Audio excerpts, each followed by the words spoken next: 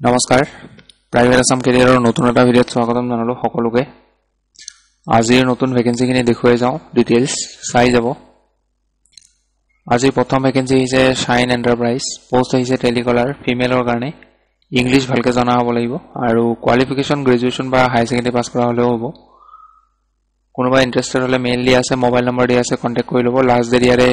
8 আগষ্ট হ'ব পিছৰ পোষ্ট আহিছে সিমৰন টুৰছ এণ্ড ট্ৰেভেলছ গুৱাহাটীৰ পৰা we are looking for a male female age 35 years and above having good command in HR and admin works HR আৰু admin works or কাম জানিব লাগিব আৰু age আমলাগৰ 35 minimum 35 হ'ব লাগিব তাৰ তলত যিখিনি এপ্লাই কৰিব তেওঁলোকক হয়তো ইন্টাৰভিউ কাৰণে শৰ্টলিষ্ট নকৰিব সো age যদি নাই তেতিয়া হলে এপ্লাই কৰিব নালাগে আৰু আপোনালোকৰ ইংলিশ ভালকে ফ্লুয়েন্ট হ'ব লাগিব আৰু কম্পিউটাৰ জানিব লাগিব লগতে smart and punctual in work হ'ব লাগিব ইন্টাৰেষ্টেড হ'লে ইয়াতে মেইল দিয়া আছে মেইলটোত বায়োডাটা পঠিয়াই এপ্লাই কৰি ল'ব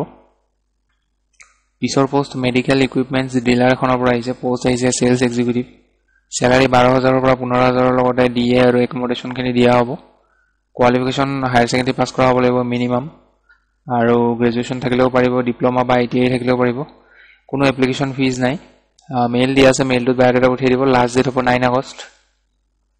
পিছৰ পোষ্ট আহিছে ৰাইজেল ইণ্ডাষ্ট্ৰিৰ পৰা পোষ্ট আহিছে একাউন্টেন্ট এক্সপেৰিয়েন্স 4 to 5 ইয়াৰ্ছৰ হ'ব লাগিব স্যালাৰি 20000 ৰ পৰা 25000 ৰ ভিতৰত হ'ব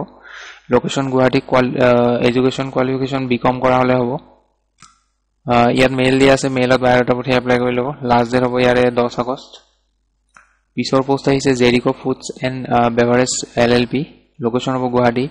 পোষ্ট আহিছে logistic executive process chemist line chemist shift engineer blow moulder filler leveler shrink wrapper palletizer store executive forklift operator reach truck operator এইবোৰ পোষ্টৰ কাৰণে আপোনালোকৰ মিনিমাম 5 বছৰৰ এক্সপেৰিয়েন্স হ'ব লাগিব ফুড আৰু বেভাৰেজ ইণ্ডাষ্ট্ৰীত আগতে কাম কৰা এইবিলাকৰ কোৱালিফিকেশন খিনি তেওঁলোকে এডভাৰটাইজমেন্টত নেদিলে সো যিসকলে হোটেল ব্যাকগ্ৰাউণ্ডৰ পৰা মানে যাৰ হোটেল ইণ্ডাষ্ট্ৰীত এক্সপেৰিয়েন্স আছে তেওঁলোকে এপ্লাই কৰিব পাৰিব ফ্ৰেছাৰ খিনি এপ্লাই নকৰিব কাৰণ আপোনালোকক ইন্টাৰভিউ কাৰণে শৰ্টলিষ্ট নকৰিব সো যিখিনি এক্সপেৰিয়েন্স আছে যাৰ এক্সপেৰিয়েন্স আছে তেওঁলোকে ইমেইলটোত বায়োডাটা পঠিয়াই দিব লাষ্ট ডেট হ'ব ইয়াৰে 15 আগষ্ট পিছৰ পোষ্টটো এডুকেশন ইনষ্টিটিউট এটাৰ পৰা আহিছে পোষ্ট টেলিকলাৰৰ পোষ্ট লোকেশন গুৱাহাটী হ'ব কোনোবা ইন্টাৰেষ্টেড হ'লে এই মোবাইল নম্বৰটোত কন্টাক্ট কৰি ল'ব লাষ্ট ডেট হ'ব 9 আগষ্ট পিছৰটো SBI সিকিউৰিটিজৰ পৰা আহিছে পোষ্ট আহিছে ৰিলেশনশিপ অফিচাৰ গ্ৰেজুৱেচন কৰা হ'ব লাগিব আৰু 28 ইয়াৰ্ছৰ তলত হ'ব লাগিব আৰু মিনিমাম 1 ইয়াৰৰ সেলছ এক্সপেৰিয়েন্স বিচাৰিছে মানে ইয়াতে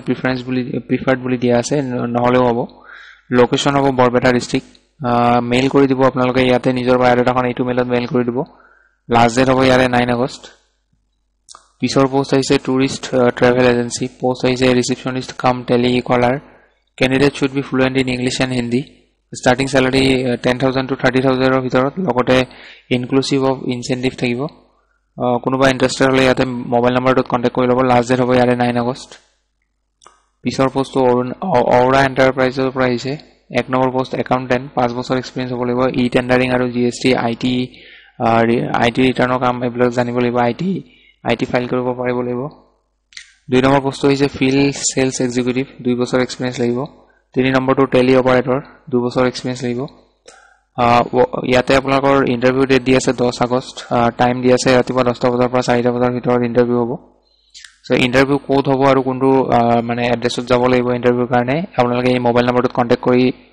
খুদি ল'ব আৰু নিজৰ বায়োডাটাখন পাৰিলে এই মেইলটোত আগতীয়াকৈ সেন্ড কৰি থব এপ্লাই কৰি থব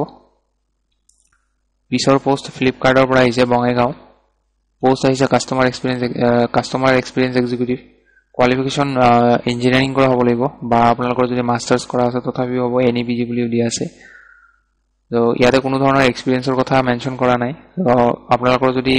এক্সপেৰিয়েন্স নাই এপ্লাই কৰিব পাৰিব মেইল দিয়া আছে মেইলটোত বায়োডাটা পঠিয়াই দিব লাষ্ট ডেট হ'ব ইয়াৰে 9 আগষ্ট পিছৰ পোষ্ট আহিছে ডাইনাৰুফ প্ৰাইভেট লিমিটেডৰ পৰা সেলছৰ পোষ্ট হয় লোকেশন হ'ব ধৰ্মনগৰ মৰিগাঁও শিৱসাগৰ ধুবুৰী মণিপুৰ স্যালাৰি 10000 ৰ পৰা 15000 ৰ ভিতৰত হ'ব তাৰ লগতে ইনসেন্টিভ থাকিব সেলছৰ জবত ইনসেন্টিভ থাকে কোৱালিফিকেশ্যন গ্ৰেজুৱেশ্যন কৰা হ'ব লাগিব আৰু এক্সপিৰিয়েঞ্চ ইয়াতে ফ্ৰেছাৰ হ'লে এপ্লাই কৰিব পাৰে দিয়া আছে ইয়াতে কিছুমান ৰিকুৱাৰমেণ্টছ আছে কোনোবা এপ্লাই কৰিলে ৰিকুৱাৰমেণ্টখিনি পইণ্ট ৱাইজ পঢ়ি চাব এবাৰ তাৰপিছত এপ্লাই কৰি ল'ব এইটো মেইলত বায়'ডাটা পঠিয়াই দিব লাষ্ট ডেট হ'ব ইয়াৰে 8 আগষ্ট পিছৰ পোষ্ট হৈছে ইমামি লিমিটেড পাছাৰিয়া ইউনিট পোষ্ট আহিছে senior executive 1 to 4 years experience থকা হ'ব লাগিব MBA কৰা হ'ব লাগিব বা PGDM কৰা হ'ব লাগিব HR ব্ৰাঞ্চত সো কোনোবা ইন্টাৰেষ্টেড হ'লে মেইল কৰি দিব লাষ্ট ডেট হ'ব ইয়াৰে 8 আগষ্ট পিছৰ পোষ্ট NGO এটাৰ পৰা আহিছে মাল্টিপাৰপাছ ৱৰ্কাৰ মেইলৰ কাৰণে হাই সেকেন্ডাৰী পাছ কৰা হ'ব লাগিব মিনিমাম কোনোবা এপ্লাই কৰিম বুলি ভাবিলে এই মেইলটোত বায়'ডাটা পঠিয়াব আৰু এইটো যিটো জব এই জবটোৰ লোকেশ্যন হ'ব আপোনালোকৰ গুৱাহাটী 6 মাইল লাষ্ট ডেট হ'ব ইয়াৰে 8 আগষ্ট পিছৰ পোষ্টটো আপোনালোকৰ একাউণ্টেণ্টৰ পোষ্ট হয় having knowledge in filing income tax return GST refund নহয় এইটো ৰিটাৰ্ণ হয় GST ৰিফাণ্ড এণ্ড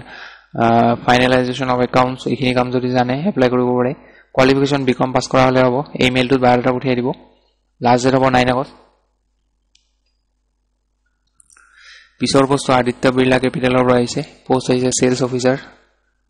স্যালাৰি এটো 3.25 lakhs max দিয়া আছে এটো মান্থলি ক্যালকুলেট কৰি লব মাস্ট হ্যাভ এক্সপেৰিয়েন্স ইন সেলছত এক্সপেৰিয়েন্স থাকিব লাগিব